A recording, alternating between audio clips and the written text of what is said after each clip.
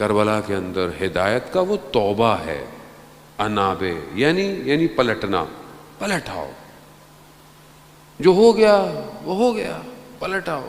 جیسے آپ ہائی وے پہ جا رہے ہوں اور آپ کہیں غلط چلے جائیں تو آگے سے آپ کو یو ٹرن لینا پڑے گا، موٹر وے پہ آپ کو ایگزٹ لینا پڑے گا۔ کیوں؟ کیونکہ آپ کھو گئے ہیں، غلط چلے گئے۔ سائن بورڈ لگے ہوئے ہیں، پلٹ آؤ، پلٹ آؤ۔ کربلا پلٹانے کے لیے ہے، پلٹ آؤ۔ کتنی ہی دور چلے گئے ہو، ہر جگہ، ہر سال، ہر شہر، ہر گلی، ہر جگہ یہی پیغام، کربلا پلٹ آؤ۔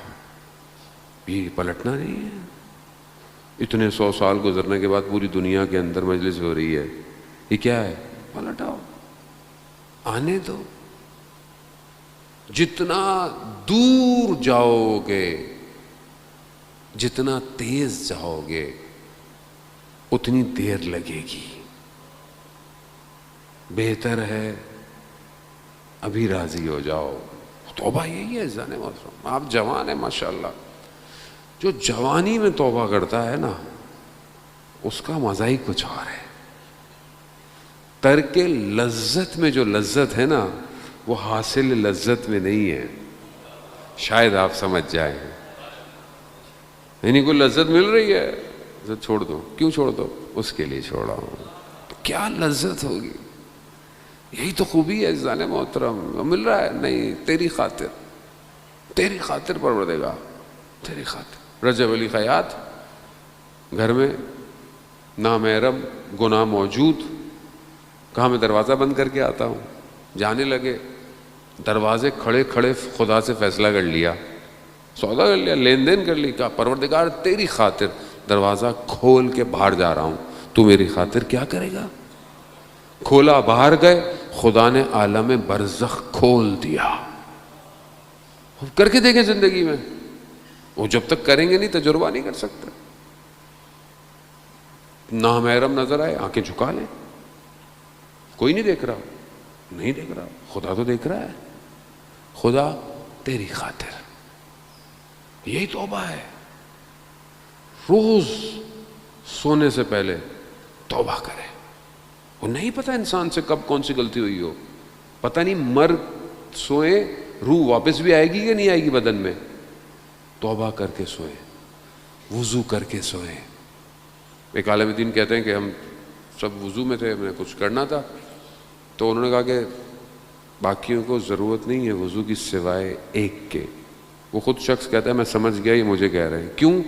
کیونکہ جو لوگ وضو میں تھے ان کے وجود سے نور نکل رہا تھا۔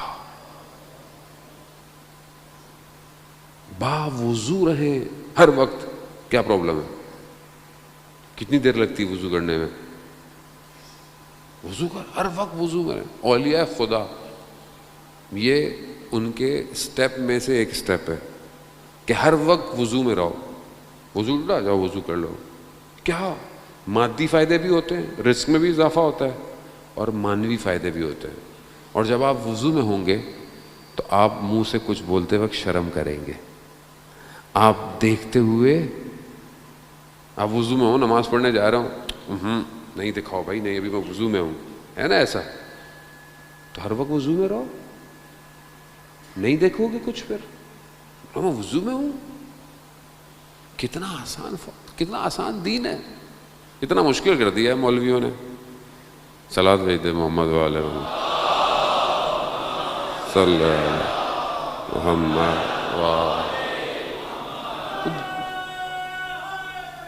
یا۔ اب یہ امام کی طرف تو جو پلٹے امام کہتے ہیں آ جاؤ۔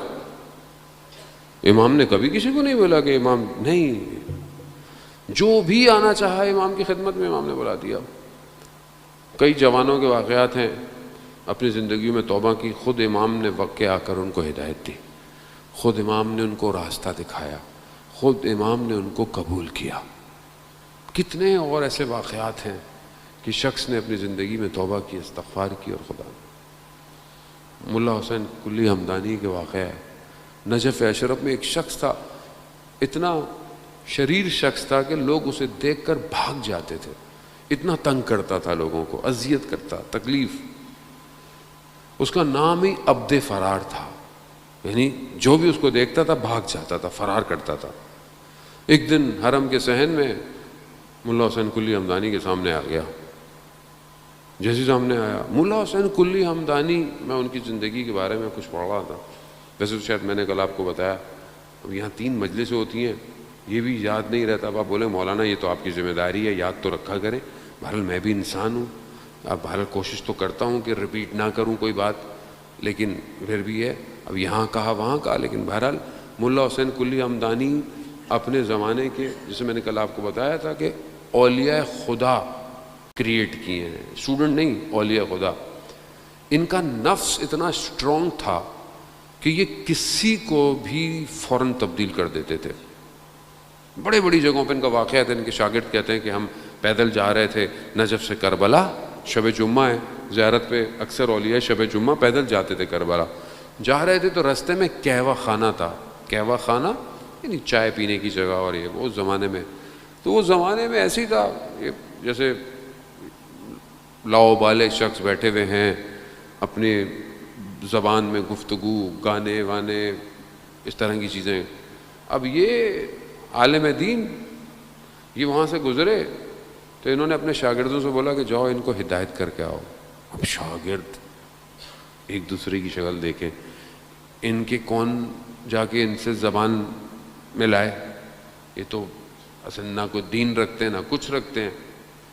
جب کوئی نہیں گیا تو کہا میں خود جا رہا ہوں، امامے میں، لباس میں اندر چلے گئے۔ اب انہوں نے دیکھا، او شیخ آئے، سید آئے، آپ بھی سنیے گانا وانا۔ ان کو بٹھایا، جب اپنا کر لیا کہا میں بھی کچھ سناؤں؟ کہتا اچھا آپ بھی سنائیں گے؟ کہتا ہاں۔ انہوں نے اشعار پڑھے غالباً مولا کائنات کے، کہ جو دنیا کی حقیقت کو بتا رہا ہے۔ صرف ان اشعار کا پڑھنا تھا، سب کے آنکھوں میں آنسو آنا شروع ہو گئے، پورے ماحول کو بدل دیا۔ نفس اتنا طاقتور تھا۔ ملا حسین کلی ہمدانی عبد فرار کے سامنے آئے، اب یہ ان کو دیکھ رہا ہے، آپ فرار نہیں کر رہے؟ کہا کیوں؟ کہا آپ کو نہیں پتا میرا نام عبد فرار ہے؟ کہا تمہارا فرار کس سے ہے؟ اللہ سے، اس کے رسول سے، یا ولی سے؟ بس یہ جملہ کہا چلے گئے۔ اب یہ چلا گیا۔ دوسرے دن یہ درس پہ آئے اور اپنے شاگردوں کا آؤ آج ایک ولی خدا کا انتقال ہو گیا ہے، اس کا جنازہ پڑھانا ہے۔ اب یہ جب گئے تو کہتے یہ تو عبد فرار کا گھر ہے۔ کہاں اس کا انتقال؟ اس کی زوجہ سے پوچھا کہ کیا ہوا؟ کہا جب سے کل سے واپس آیا کمرے میں ایک کونے میں بیٹھا ہوا صرف یہی کہہ رہا ہے میری فرار کس سے ہے، اللہ سے ہے یا رسول سے ہے؟ ایک جملے نے اس کو ولی بنا دیا۔ توبہ کا دروازہ کھلا ہوا ہے۔ اللہم صلی علی محمد۔ توبہ کا دروازہ کھلا ہوا ہے۔